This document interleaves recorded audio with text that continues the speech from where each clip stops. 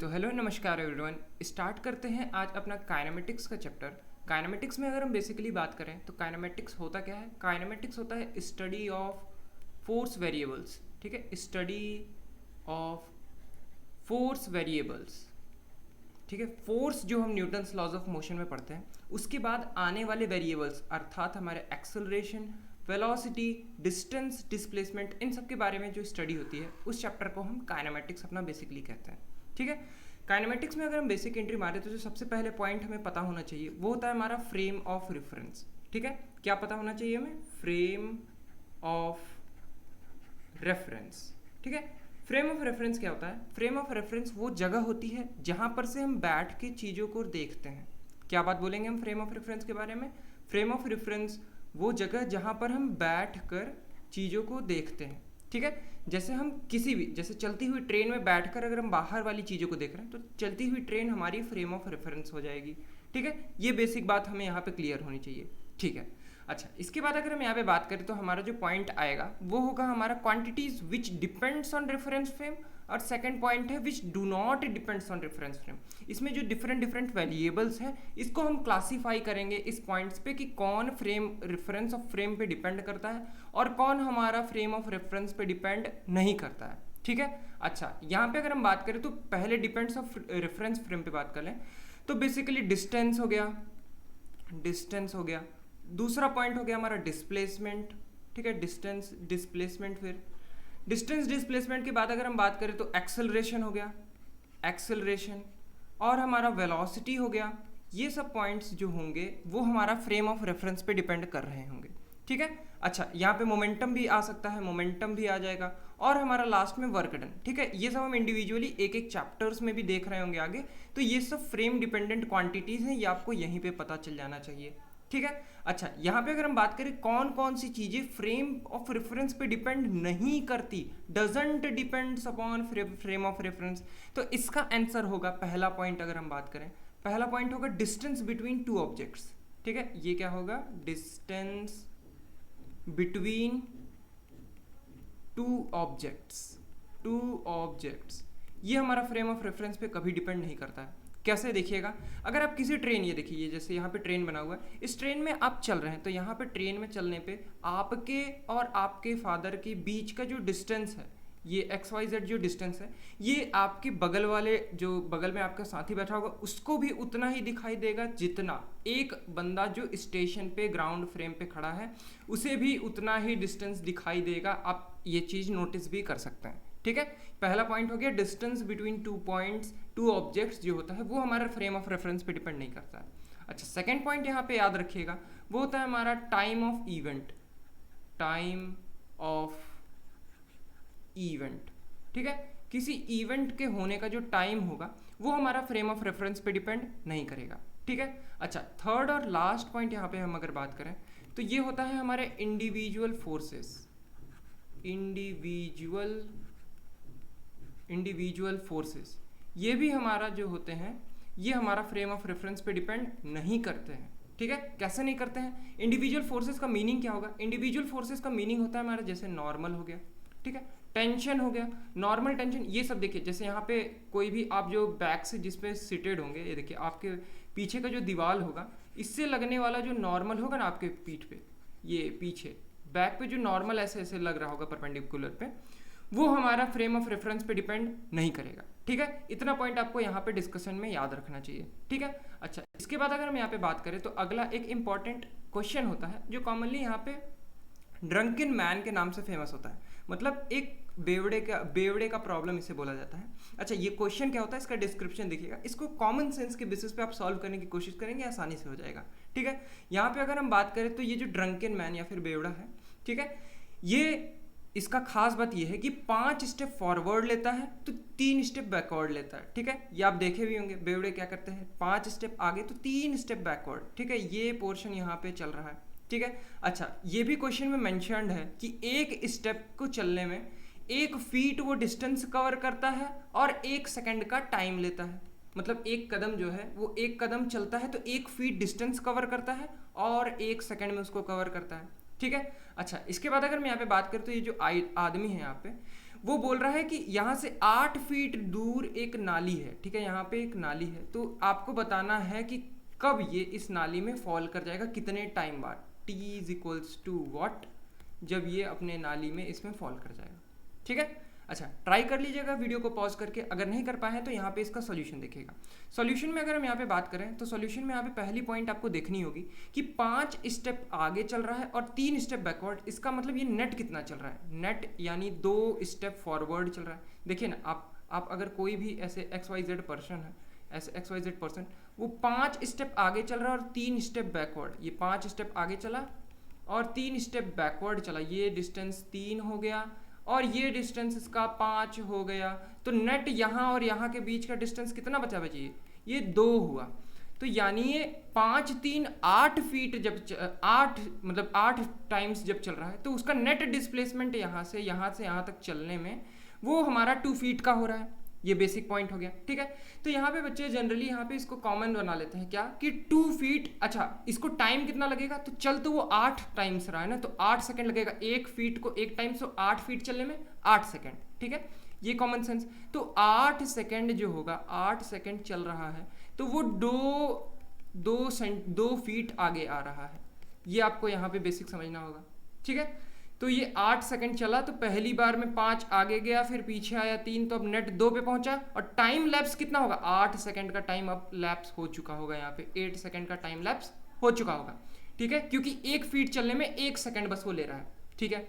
अच्छा, अगले सेकंड में जब वो चलेगा फिर वो उतना ही वैसे चलेगा, तो अगला 2 मीटर कवर करने में उसको कितना लगेगा, फिर 8 सेकंड लगेगा, 8 + 8 हो गया, ठीक है। फिर अगला 2 फीट उसको चलने में ऐसे ही वो 5 आगे और 3 पीछे आएगा, तो 2 फीट फिर अगला चलने में, तो यहाँ पे भी +8 सेकेंड हो रहा होगा, ठीक है। 8 + 8 + 8 24th सेकेंड पे वो हमारा यहाँ से स्टार्टिंग पॉइंट से 6 फीट दूर आ चुका होगा, 6 फीट दूर आ चुका, ठीक है। अच्छा, यहाँ पे अगर हम बात करें तो अब बच्चे जो रहते हैं वो जनरली फिर से उसमें 8 ऐड करके आंसर बता देते हैं, बल्कि ये इसमें 8 ऐड करके आंसर नहीं होगा।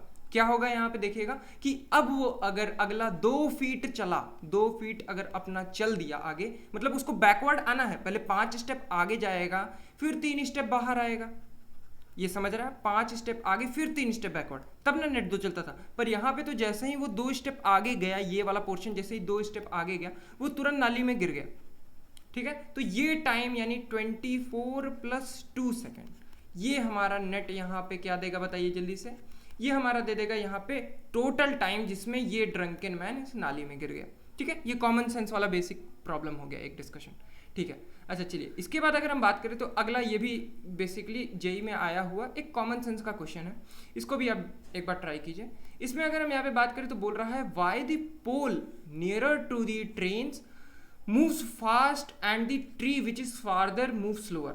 इसका मतलब समझे कि जैसे आप ट्रेन में बैठे हुए हैं, ठीक है, आपके पास वाला जो पोल है आपको वो बहुत जल्दी से चलता हुआ दिखाई देता है इन कंपैरिजन टू बहुत दूर का एक पेड़ जो है वो बहुत धीरे धीरे चलता हुआ दिखाई देता है, ठीक है। तो इसका आपको कॉमन सेंस से लॉजिक एक्सप्लेन करना है, ठीक है। अच्छा, इसका सॉल्यूशन अगर हम यहाँ पे देखें तो पहले आप ट्राई कर लीजिएगा एक बार। अच्छा, ट्राई करने के बाद यहाँ पे अगर हम बेसिकली यहाँ पे डिस्कशन करें इसका सॉल्यूशन में, तो पहली बात हमको यहाँ पे जो हमारा डिस्टेंस टाइम जो हम लैप्स कर रहे हैं किसी चीज़ को देखने में, वो क्या होगा, हमारे गर्दन का रोटेशन, ठीक है। गर्दन जितना ज़्यादा थीटा मूव करेगा, मतलब देखिए आप कभी एक चीज़ देखिएगा, आपके सामने जो मोबाइल या फिर कोई कॉपी है उसको आप ऐसे अपने पास अपने सामने रखिए, उसको कंप्लीट देखने में आपको ज़्यादा अपनी मुंडी घुमानी पड़ेगी, इतना देखिए इतना ज़्यादा। वही चीज़ों को अगर आप दूर कर देते हैं किसी को दूर डिस्टेंस पे, तो उतनी कम मुंडी आपको घुमानी पड़ेगी उस चीज़ को देखने के लिए, ठीक है। तो वही पोर्शन यहाँ पे हम लोगों ने इस डायग्राम के थ्रू देखा है कि अगर कोई XYZ चीज़ है जो आपके पास है, मान लीजिए इतने पास है, ठीक है, ये X डिस्टेंस पे है, ठीक है, ये पास वाली चीज़ को देखने के लिए आपको ज़्यादा अपनी मुंडी घुमानी पड़ेगी, थीटा ज़्यादा इंक्रीज करना पड़ेगा, थीटा ज़्यादा हुआ, थीटा अपने मुंडी का रोटेशन थीटा। और वही बात करें अगर एक पेड़ है जो बहुत दूर है तो उसको आप थोड़ी सी मुंडी के रोटेशन में उसको आप देख सकते हैं, ठीक है। तो यहाँ पे हमें एक बेसिक चीज़ मिला, वो है हमारा θ1 इज ग्रेटर देन θ2, ठीक है, θ1 इज ग्रेटर देन θ2, इतना कॉमन सेंस से चीज़ मिला। तो यहाँ से हम एक बात बोल सकते हैं, क्या वो बोल सकते हैं कि dθ1/dt is greater than dθ2/dt, इसका डिफरेंशिएशन जो होगा वो इससे ज़्यादा ही होगा, ठीक है। तो यहाँ पे इसी पॉइंट से, कॉमन सेंस से हमें ये पता चल गया, क्या पता चल गया, बताइए बताइए बताइए, कि अब जो θ1 का मूवमेंट है, यानी ये dθ/dt क्या रिप्रेजेंट करता है, इसका वेलोसिटी का मूवमेंट, ठीक है। तो इसीलिए हम बोलते हैं कि जो पास वाली चीज़ें होती हैं उनकी वेलोसिटी ज़्यादा होती है in compare to tree which is farther, ठीक है। ये दो कॉमन सेंस पे बेस्ड क्वेश्चन हो गए, ठीक है। अच्छा, अगला कॉमन सेंस बेस्ड क्वेश्चन अगर हम यहाँ पे डिस्कस करें तो यहाँ पे जो अगला कॉमन सेंस बेस्ड क्वेश्चन होता है वो ये है। ये बड़ा ही फेमस प्रॉब्लम है जो अपने टाइम में एक काफ़ी अच्छे डिस्कशन का पॉइंट ऑफ व्यू भी बना था। अच्छा, यहाँ पे देखिएगा, इस प्रॉब्लम में क्या है कि हमको बोला गया है कि दो रिंग्स है हमारे पास। अच्छा, एक ऐसा ऑपरेटर बनाया गया जहाँ पे P और यहाँ पे दो पॉइंट्स के बीच में एक बार ऐसे यहाँ पे ये जो एक स्ट्रेट वायर से कनेक्ट किया गया और एक कर्व्ड वायर से इसको कनेक्ट किया गया, ठीक है। बोला गया है कि एक रिंग P है, उसको यहाँ से v वेलोसिटी हॉरिजॉन्टल देके इस हॉरिजॉन्टल पाथ से भेजा जा रहा है, और इस Q को यहाँ पे ऐसे इसके अलोंग टेंजेंशियल वेलोसिटी देके इसको यहाँ पे भेजा जा रहा है। तो आपको बताना है कि यहाँ से इनिशियल पॉइंट से फाइनल पॉइंट पहुँचने में कौन ज़्यादा टाइम लेगा, टाइम ज़्यादा लेगा, कम लेगा कि कैसा लेगा। इसीलिए ऑप्शन दिया है, ऑप्शन ए है time of P is greater than time of Q, B option है time of P is less than time of Q, C option है time of P is equals to time of Q, और D option है without data not possible, ठीक है। Screen pause करके इसको सोचिएगा, ये कॉमन सेंस का बड़ा ही अच्छा क्वेश्चन है, ठीक है। अच्छा, यहाँ पे अगर हम डिस्कशन करना चाहें इसके आंसर के बारे में तो इसका सही आंसर होगा C, time of P is equals to time of Q।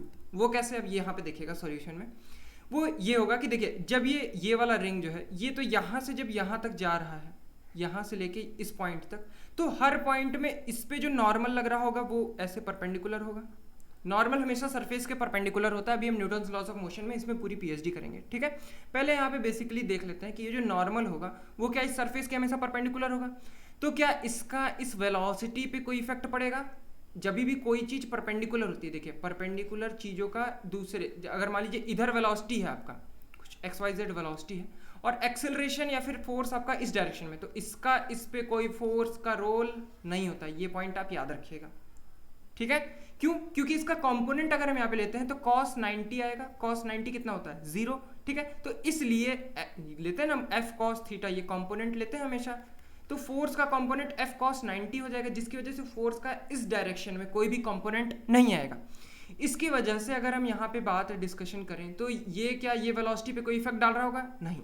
अच्छा, वही अगर हम Q की बात करें तो Q देखिएगा, Q जब यहाँ पे है तो देखिएगा इस पे नॉर्मल कुछ इस प्रकार लगेगा, सरफेस के परपेंडिकुलर नॉर्मल। ये देखिए पहले टेंजेंट बना लिया कीजिए किसी भी सर्कल के परपेंडिकुलर, ये टेंजेंट के परपेंडिकुलर जो नॉर्मल रहेगा वो हमारा उसका नॉर्मल हो जाएगा, ठीक है, इसका बेसिक नॉर्मल। अच्छा, इस नॉर्मल का क्या कोई कंपोनेंट आ रहा है?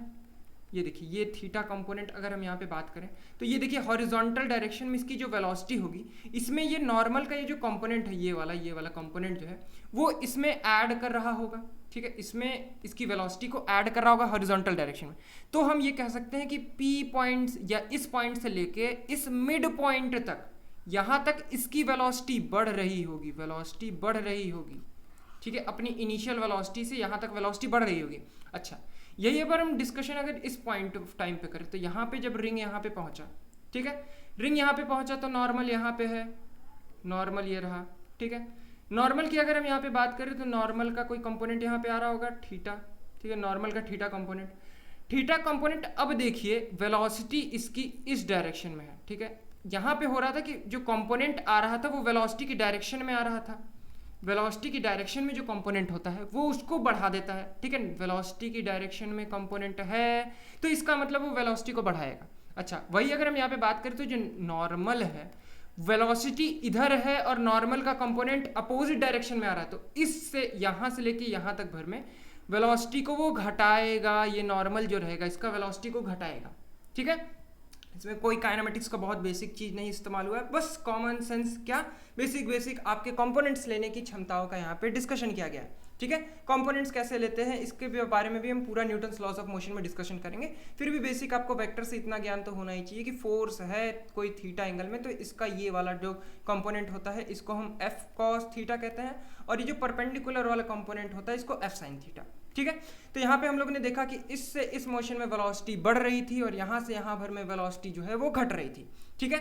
तो यहाँ से यहाँ इसीलिए जो नेट टाइम होता है, पहले यहाँ पे कुछ XYZ वेलोसिटी बढ़ गई, ठीक है, तो ये इससे यहाँ तक जल्दी पहुँच गया और यहाँ से यहाँ तक जाने में वो धीरे हो गया, तो इसलिए नेट टाइम जो होगा वो P और Q का बराबर होगा, ठीक है।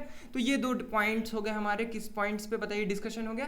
अब ये हमारा पॉइंट हो गया, जेई का एक प्रॉब्लम भी डिस्कस हो गया जो सिर्फ कॉमन सेंस के बेस पे था, इस पे कोई भी बड़ी काइनेमेटिक्स का इस्तेमाल नहीं हो रहा था, ठीक है।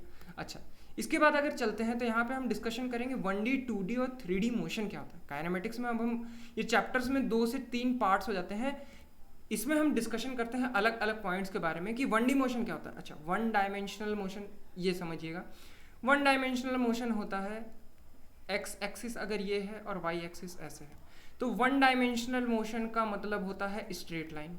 क्या कहेंगे आप 1 डायमेंशनल मोशन का मतलब बताइए जल्दी से, स्ट्रेट लाइन, ठीक है।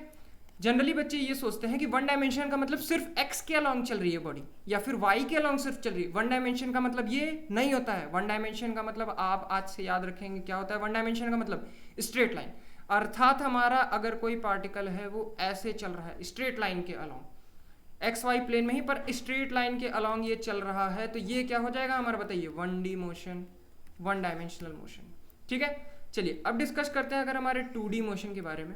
2D मोशन क्या होगा, 2D मोशन होता है ऐसा, ये मान लीजिए कोई भी पाथ चला तो इस टाइप का अगर कोई पार्टिकल ऐसे ऐसे चल रहा है, ठीक है, तो इसको हम क्या कहते हैं, ये हो जाता है हमारा 2D मोशन, ठीक है। ये कर्व टाइप का ऐसे ऐसे कोई भी पार्टिकल चल रहा है तो वो हमारा 2D मोशन में आएगा। अच्छा, बेसिकली अगर हम बात करें 3D मोशन का, तो 3D मोशन क्या होता है यहाँ पे देखिएगा। 3 डायमेंशनल मोशन मतलब इसमें तीनों डायमेंशनल एक्सिस आ जाती हैं, एक्स वाई और हमारी जेड एक्सिस, ठीक है, एक्स वाई और जेड एक्सिस।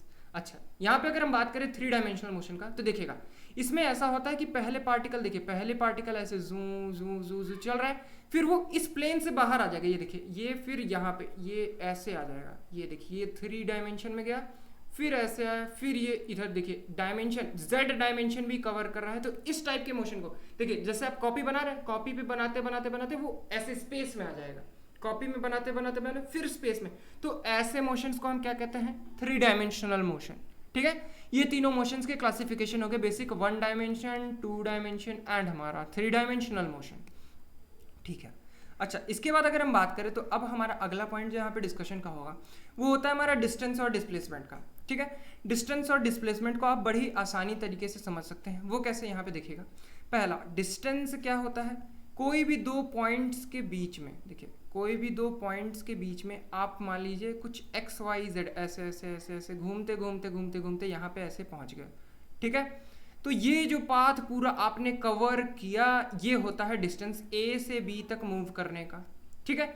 वही अगर हम बात करें डिस्प्लेसमेंट का, तो डिस्प्लेसमेंट आपने 9th में भी ये पढ़ा होगा डेफिनेशन कि डिस्प्लेसमेंट शॉर्टेस्ट डिस्टेंस होती है बिटवीन 2 पॉइंट्स, ठीक है। तो जैसे ए और बी के बीच का शॉर्टेस्ट डिस्टेंस ये स्ट्रेट लाइन होगा, तो ये इसका डिस्टेंस हो गया, ये डिस्टेंस कवर्ड माना जाएगा, ठीक है।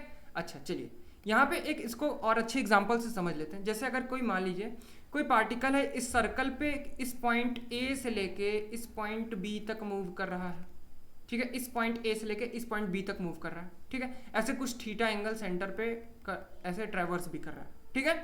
तो यहाँ पे अगर हम देखें तो डिस्टेंस क्या होगा बताइएगा, इस कर्व के अलॉन्ग ये जो मूवमेंट है, ये वाला जो पोर्शन है, ये वाला जो कटेड वाला पोर्शन है, ये हमारा क्या हो जाएगा, इसमें डिस्टेंस हो जाएगा, ये हो गया हमारा बेसिकली डिस्टेंस, ठीक है। अच्छा, और अगर हम बात करें ए से बी के बीच में ये जो शॉर्टेस्ट डिस्टेंस होगी इन दोनों को टच करने वाली, ये वाला जो डिस्टेंस होगा ये होता है हमारा displacement. Shortest distance is called as displacement, ठीक है। अच्छा भैया, आपने ये क्या क्या हमें बातें बताई डिस्टेंस और डिस्प्लेसमेंट के बारे में, कही कि अगर ए और बी के बीच में अगर हम किसी रैंडम पाथ से चलते हैं तो ए से बी के बीच का जो ये रैंडम पाथ होता है वो हमें डिस्टेंस प्रोवाइड करता है। वही अगर हम बात करें ए और बी के बीच का जो शॉर्टेस्ट डिस्टेंस होता है, मतलब स्ट्रेट लाइन से जस्ट इन दोनों को जोड़ने वाला, वो हम दोनों को क्या प्रोवाइड करेगा, जल्दी बताइए, वो हमें प्रोवाइड करेगा इसका डिस्प्लेसमेंट, ठीक है। अच्छा, सर्कुलर मूवमेंट जो यहाँ पे थीटा ऐसे सेंटर पे करता होगा, तो बेसिक ट्रिग्नोमेट्री से आप ये पॉइंट कह सकते हैं कि इसका जो डिस्प्लेसमेंट होगा, देखिए यहाँ पे क्या ये राइट एंगल ट्रायंगल बनता हुआ आपको दिख रहा है, ये राइट एंगल ट्रायंगल है। राइट एंगल ट्रायंगल है, ये रहा 90 डिग्री यहाँ पे। कॉर्ड जो रहता है वो सेंटर से आने वाली लाइन के परपेंडिकुलर होता है, बेसिक सर्कल की ज्योमेट्री, ठीक है। तो इस राइट एंगल ट्रायंगल को अगर आप ऐसे बाहर करके 2x जूम कर ले, ठीक है, इसको निकाला ऐसे यहाँ से और 2x जूम कर दिया, ठीक है। 2x जूम का मतलब अर्थात यहाँ पे क्या होगा, देखिएगा कि ये जो परपेंडिकुलर डिस्टेंस है पक्का ठीक है, ये परपेंडिकुलर डिस्टेंस और ये रहा r और ये हो जाएगा हमारा θ/2 एंगल, θ/2 एंगल, ठीक है। तो ये वाला जो डिस्टेंस होगा हमेशा ये वाला पोर्शन देखिए इस राइट एंगल ट्रायंगल में, क्या ये r साइन ऑफ θ/2 है, ठीक है, r साइन ऑफ θ/2। वही अगर हम बात करें तो इतना डिस्टेंस हमारा क्या आया, r साइन ऑफ θ/2। तो ये टोटल ये पूरा a से b के बीच का जो पूरा डिस्टेंस, ये बताइए डिस्प्लेसमेंट इतना कितना आएगा, इसका डिस्प्लेसमेंट वो हो जाएगा displacement is equals to 2r sine of θ/2, ठीक है। बेसिक पॉइंट आपको ये याद रखना होगा, 2r साइन θ/2, ठीक है। अच्छा, यहाँ पे अगर हम बात करें तो अब हमारा डिस्कशन, अगर हम डिस्टेंस और डिस्प्लेसमेंट के बारे में बात कर ही चुके हैं, तो अब इसके बाद यहाँ पे डिस्कशन हम कर लेते हैं बेसिकली वेलोसिटी और स्पीड के बारे में, ठीक है। वेलोसिटी और स्पीड के बारे में पूरी डिस्कशन हो जाए। चलिए, वेलोसिटी और स्पीड की अगर हम बात करें तो वेलोसिटी क्या होता है और स्पीड क्या होता है, ठीक है। बेसिकली आपने क्लास 10th में भी ये बात डिस्कशन में पढ़ी होगी, क्या कि स्पीड जो होता है वो होता है डिस्टेंस के चेंज होने का रेट dx/dt, ठीक है। अच्छा, बेसिकली अगर हम बात करें dx/dt का मॉड, अगर एक्यूरेटली बात करें dx/dt का मॉड, अच्छा यहाँ पे अगर हम देखेंगे तो वेलोसिटी जो है, वेलोसिटी जो होती है, वेलोसिटी होती है एक वेक्टर क्वांटिटी। वेलोसिटी क्या होती है हमारी, एक वेक्टर क्वांटिटी। और वेक्टर क्वांटिटी देखते ही हमारे दिमाग में 2 पॉइंट्स यहाँ पे आ जाने चाहिए। कौन कौन से 2 पॉइंट्स भैया, जल्दी बताइए। 2 पॉइंट्स हो सकते हैं, पहला इसका डायरेक्शन और दूसरा होगा इसका मैग्नीट्यूड, ठीक है। तो ये हो गया इसका, इसमें 2 कंपोनेंट्स होंगे, पहला होगा इसका डायरेक्शन और दूसरा होगा इसमें इसके पास मैग्नीट्यूड, ठीक है। अच्छा, जो वेलोसिटी होता है वेक्टर होता है, इसीलिए इसके पास डायरेक्शन भी होता है और मैग्नीट्यूड भी होता है, दोनों पोर्शन है इसमें। अच्छा, डायरेक्शन कभी कभार हम इसमें कॉमन सेंस से भी दे सकते हैं, और मैग्नीट्यूड जो होता है, वेलोसिटी का मैग्नीट्यूड मतलब mod of v, magnitude of velocity कैसे लिखते हैं, रिप्रेजेंट करते हैं मॉड ऑफ v से। मॉड ऑफ v का मतलब हमेशा क्या होगा, ये देगा हमें इसकी स्पीड, ठीक है। स्पीड हमें कैसे मिलेगी, जल्दी बताइए। वो होगा मैग्नीट्यूड ऑफ वेलोसिटी से, मैग्नीट्यूड ऑफ वेलोसिटी हमें इसकी स्पीड देगी, ठीक है। अच्छा, इसके बाद अगर हम यहाँ पे बात करें तो मैग्नीट्यूड ऑफ वेलोसिटी, ये सब बातें डिस्कशन हो गई। तो यहाँ पे अगर हम देख लें एक पॉइंट के लिए, क्या कि अगर वेलोसिटी की वैल्यू हमें दी हुई है a_i plus b_j plus c_k, तो इसका मतलब हम क्या समझेंगे भैया, पहले हमें ये बता दीजिए, b_j और c_k। तो इसका मीनिंग की अगर हम बात करें तो इसका मीनिंग ये होगा कि अगर ये एक्स वाई जेड एक्सिस, हमारे पास तीनों एक्सिस आ गए, ठीक है, एक्स वाई जेड एक्सिस, तो इसका मीनिंग आप ये समझेंगे कि इसकी वेलोसिटी जो है एक्स एक्सिस के अलोंग a है, ठीक है। वाई एक्सिस, ये वाई एक्सिस के अलोंग अगर हम बात करें, वाई एक्सिस के अलोंग जो होगा, वाई एक्सिस के अलोंग b होगा और z एक्सिस के अलोंग c होगा, ठीक है। अगर आप, हाँ, वेक्टर्स से आप इसलिए काइनेमेटिक्स में ना डरें, वेक्टर्स अभी हम बाद में जब पूरी डिस्कशन करेंगे वेक्टर्स की, तो हमें बस इतना पॉइंट याद रखना होगा वेक्टर्स के लिए कि वेक्टर्स का जब भी हम यहाँ पे चर्चा करेंगे तो वेक्टर्स का इंडिविजुअल मतलब तीनों एक्सिस के अलोंग जो इनका पॉइंट्स आ रहा है, मतलब ए जैसे इस एक्सिस के अलोंग हो जा रहा है, बी इस एक्सिस के अलोंग, सी एक्सिस के अलोंग, ठीक है। तो ये इसमें हम इसमें कोई भी छेड़छाड़ नहीं करेंगे, इसको इंडिविजुअली हम वैसे ही सॉल्व कर सकते हैं। जैसे ए वेलोसिटी है तो अब इसको इस डायरेक्शन में जो एक्सेलरेशन होगा उसके साथ हम तीनों इक्वेशन ऑफ मोशंस लगाएंगे, ये हम बाद में डिस्कशन करेंगे, ठीक है। इतना पॉइंट अभी के लिए ध्यान रखिएगा, जो एक्सेलरेशन होगा वो तीनों इंडिपेंडेंट हो जाते हैं। क्यों, अभी हम लोग ने देखा था ना, क्या परपेंडिकुलर जो होता है उसका दूसरे पे कंपोनेंट कुछ नहीं आता, तो इस वेलोसिटी का क्या इस एक्स वाले वेलोसिटी से कोई रिलेशन है ना। अच्छा, इसका जो नेट मूवमेंट होगा, नेट मूवमेंट की अगर हम बात करें तो नेट मूवमेंट ऐसा कुछ हो रहा होगा, ठीक है। ये पॉइंट भी यहाँ पे ध्यान रखिएगा, ठीक है। तो यहाँ पे अगर हम डिस्कस करना चाहें तो क्या यहाँ पे जो स्पीड होगी वो इसका मैग्नीट्यूड हो जाएगी, स्पीड इसका मैग्नीट्यूड वो equal to √a² plus b² plus c² होगा, ठीक है। अच्छा, इतना बेसिक पॉइंट हमें समझ में आ गया। अच्छा, यहाँ पे क्वेश्चन है, 3 ट्रू और फॉल्स क्वेश्चन है, इसको आप बताइए। पहला बोला है कि स्पीड अगर कांस्टेंट हो, इसका मतलब हमारा पाथ जो होगा वो स्ट्रेट लाइन होगा। क्या ये ज़रूरी है कि स्पीड अगर कांस्टेंट है तो पाथ स्ट्रेट लाइन? इसका आंसर आप सोच लीजिए, ठीक है। आंसर अगर मैं बताऊं तो आंसर इसका फॉल्स होगा।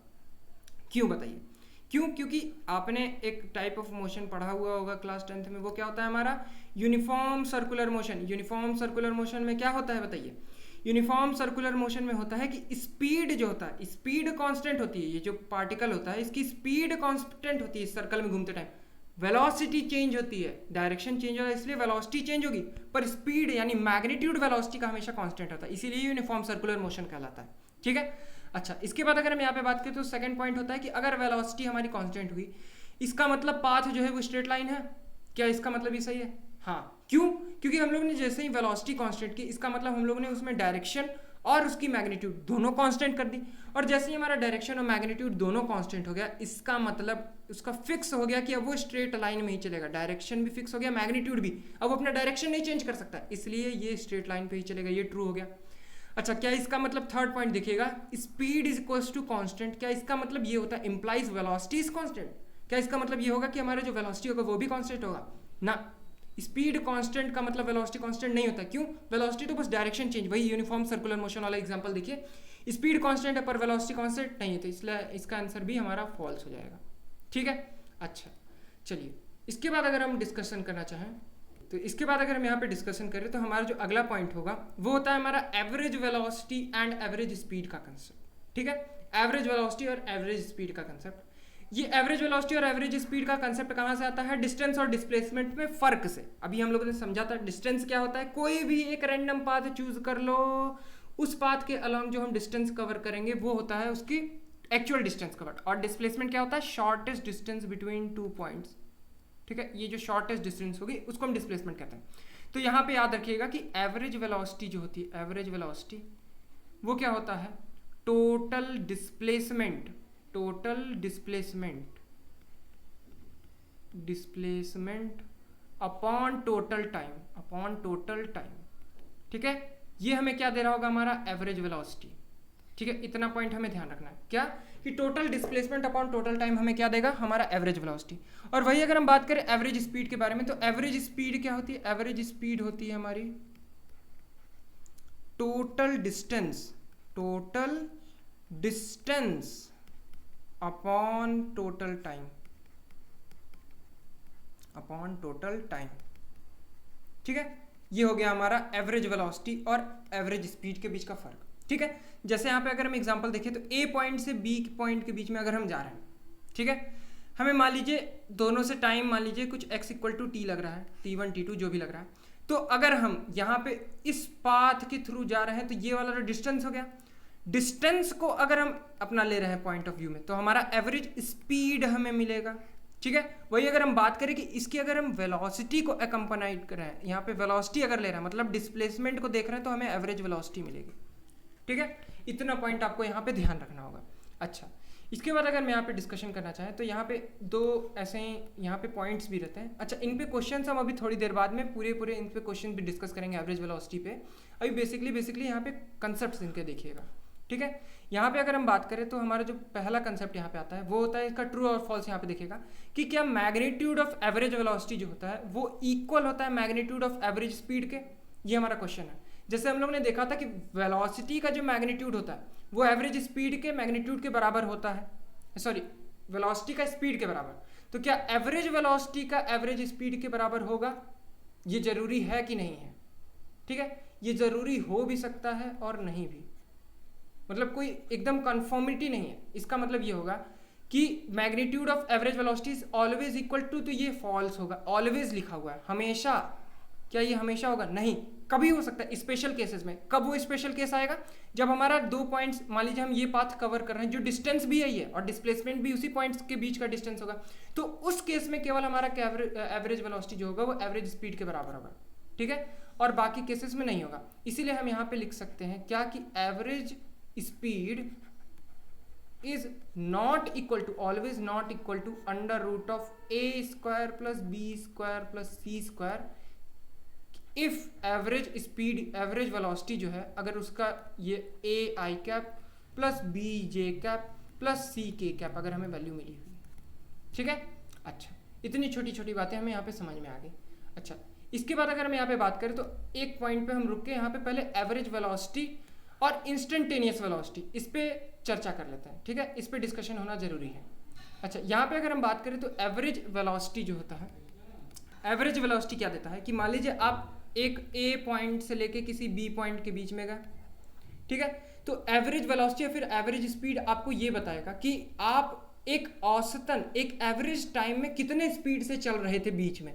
मान लीजिए आप ए से स्टार्ट किए कुछ 20 किलोमीटर पर आवर से, 20 किलोमीटर पर आवर से, बीच में आपका स्पीड हो गया 15 किलोमीटर पर आवर। ठीक है, फिर आपने फिर वहाँ पे एक्सेलरेटर लिया 40 किलोमीटर और फाइनली बी तक पहुँच गया। ठीक है, तो ये जो इन तीनों का एवरेज होगा, मतलब इन तीनों को ऐड करके बाई 3, ये वाला मतलब टोटल डिस्टेंस और टोटल टाइम, ये जो टोटल डिस्टेंस आपने कवर किया और टोटल टाइम को जब आप डिवाइड करेंगे, ठीक है, तो उससे आने वाली वैल्यू जो होगी वो हमें बताएगी कि आप एवरेजली ए से बी के बीच में, मान लीजिए एवरेज इसका जो आया, एवरेज आगे मान लीजिए 13 किलोमीटर पर आवर। ठीक है, 13 किलोमीटर पर आवर है, तो आप ये बोल सकते हैं कि एक बंदा जो ए से बी के बीच में गया वो हमेशा 13 किलोमीटर पर आवर की स्पीड एक्वायर करने की कोशिश कर रहा था। पर क्या ये असलियत है, सच्चाई है? क्या वो हमेशा 13 किलोमीटर पर आवर से चला था? नहीं। जो आपके इंस्टेंट पे आपको स्पीडोमीटर जो आपका देता है, जो स्पीडोमीटर आपके कार में या फिर बाइक में लगा रहता है, वो स्पीडोमीटर आपको उसकी इंस्टेंटेनियस वेलोसिटी या फिर स्पीड देता है। स्पीडोमीटर जो देगा वो क्या हो गया, हमारी इंस्टेंटेनियस वेलोसिटी, इंस्टेंटेनियस वेलोसिटी। इसी को हम लिखते हैं इसीलिए dx/dt। dx/dt मतलब किसी छोटे, ये वाला d, जब देखिए यहाँ पे दो टाइप के d का इस्तेमाल करते हैं, एक dx/dt इस्तेमाल होता है, दूसरा डेल्टा x/डेल्टा t। ठीक है, डेल्टा x जब इस्तेमाल होता है तो बड़े टाइम इंटरवल के लिए होता है, और dx/dt का मतलब है ये जस्ट यहाँ से इतने कुछ छोटे से इंटरवल में हम अपना पॉइंट्स को देखें, छोटे से इंटरवल में हम उसको कांस्टेंट मान लेंगे। यहाँ पे मान लीजिए छोटे से टाइम इंटरवल के लिए हम उसको कांस्टेंट मान सकते हैं। ठीक है, तो इसीलिए यहाँ पे dx/dt जो होगा उस टाइम का, उस पॉइंट ऑफ टाइम का, जैसे आप देखते हैं किसी भी रास्ते में, तो मान लीजिए t = 20 पे 15 किलोमीटर आवर था, तो उस टाइम का t = 20 का हमको 50 किलोमीटर आवर दे देगा, 50 किलोमीटर पर आवर। ठीक है, अच्छा यहाँ पे ये हो गया हमारा इन दोनों के बीच का हमारा डिफरेंस। ठीक है, तो यहाँ पे ये पॉइंट याद रखिएगा कि मैग्नीट्यूड ऑफ इंस्टेंटेनियस वेलोसिटी हमेशा मैग्नीट्यूड ऑफ इंस्टेंट स्पीड के बराबर होती है। ठीक है, एवरेज वेलोसिटी का कोई जरूरी हो नहीं, पर क्या इंस्टेंटेनियस वेलोसिटी का होता है? हाँ। क्यों? क्योंकि वो एक छोटे से टाइम के लिए बता रहा है, इस छोटे से टाइम में वो डायरेक्शन ना चेंज कर सकता है ना अपनी स्पीड। ठीक है, तो इसका जो मैग्नीट्यूड होगा वो हमें इसका देगा। ठीक है, इंस्टेंटेनियस वेलोसिटी का भी मैग्नीट्यूड। ठीक है, तो ये पॉइंट ट्रू हो गया, इसको याद रखिएगा। ठीक है, अच्छा यहाँ से अगर हम बात करें तो एक लास्ट क्वेश्चन यहाँ पे डिस्कस कर लेते हैं, वो है अगर t = 0 से लेकर हम यहाँ तक पाथ ट्रैवल कर रहे हैं, ट्रैवल करने में हमें कुछ टाइम लग रहा है 2π/5। ठीक है, 2π/5 सेकंड्स लग रहा है, तो हमको यहाँ पे डिस्कशन करना है कि इसकी एवरेज वेलोसिटी क्या होगी और इसकी एवरेज स्पीड क्या होगी। ठीक है, एवरेज वेलोसिटी अगर हम यहाँ पे बात करें तो एवरेज वेलोसिटी क्या होता था, displacement, total displacement by total time. तो इस पॉइंट से लेकर इस पॉइंट के बीच की एवरेज वेलोसिटी में डिस्प्लेसमेंट क्या होगा, ये होगा शॉर्टेस्ट डिस्टेंस कवर्ड। तो रेडियस इसका 2 है तो डायमीटर 4 हो जाएगा, तो एवरेज वेलोसिटी क्या होगी 4/2/5, 2π/5। ठीक है, वही अगर हम बात करें यहाँ पे एवरेज स्पीड की, तो एवरेज स्पीड कैसे निकलेगा, देखिएगा कि इस पाथ को हम, डिस्टेंस तो ये वाला कवर कर रहे हैं, असलियत में डिस्टेंस ये वाला कवर कर रहे हैं, तो इस पाथ का बताइए लेंथ कितना होगा। सर्कुलर आर्क है, सर्कुलर आर्क यानी सेमी सर्कल है, सेमी सर्कल का बताइए सरकमफेरेंस कितना, πr, 2πr/2 होता है, 2πr टोटल का बाई 2 मतलब πr बचेगा, पाई इंटू 2 मतलब ये 2π बचेगा सिर्फ इसका, ये जो सरकमफेरेंस वाला है 2π, तो यहाँ पे हम लिखेंगे 2π/2π/5 जो होगा वो हमें इसकी एवरेज स्पीड की वैल्यू दे देगा। ठीक है, चलिए तो आज की वीडियो में इतना ही रखते हैं। चलिए, तो thank you for this video and subscribe to the channel for more such amazing videos. Thank you.